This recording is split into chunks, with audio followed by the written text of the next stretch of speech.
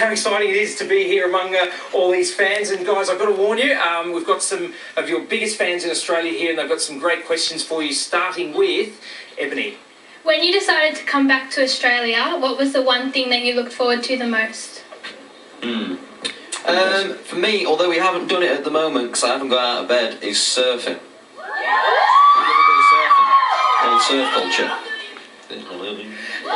I've also got Naomi here who wants to ask a very personal question. Whoa. If I was to invite you guys over for dinner, what's like your favourite home-cooked meal?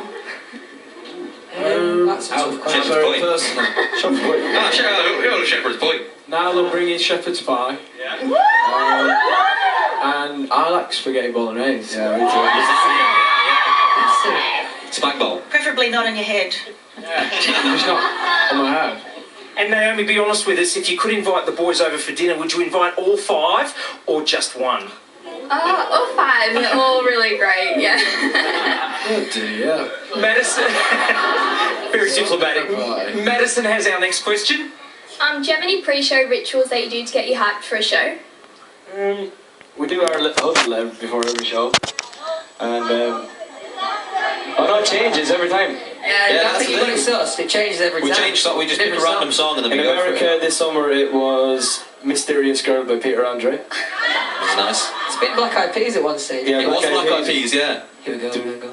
Yeah, and then that's it really. We just go and do it then. And boys, we also have Paris here with a question. What kind of activities do you do in hotels or on the tour bus to keep yourselves occupied? So yeah, activities. I actually I went out and bought do you know what? I'm not going to say what I was going to say actually now because everyone's gone for the whoa. So I don't want to. I'm going to sound like a geek if I say I've been playing Let's that. hear it. Well, I bought a Nintendo Wii and was playing that. So. Now, as you guys know, it's not just girls who love you. There's plenty of guys too. They're called boy directioners. We're lucky to have one here, Liam. How do you guys approach the songwriting process? To be honest with you, it changes every time. We just kind of go in the room and then like the boys will kind of like find a groove and whatever, and we all just kind of sing melodies. Or, yeah, a nice little groove, you know. Or I don't know, if we've gone in with like a certain topic of the day or something that's happened or we've had a conversation about something, it's kind of changes all the time really. Just whatever floats your boat, I guess. It does help that we do have a good relationship with our producing team, John and Julian.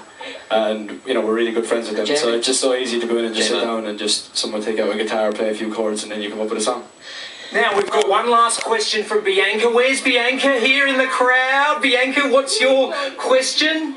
Who can do the best Australian accent? I can't, mate. Don't want to talk about it. You spend so much time with them 5 seconds of summer, lads. It's hard not to. Oh, 5 sauce, mate. All right. Bianca. I'm going to put on my very best Australian accent now and say, I think we have to let you go. Thank you, sir. It's a really good accent, that. Okay.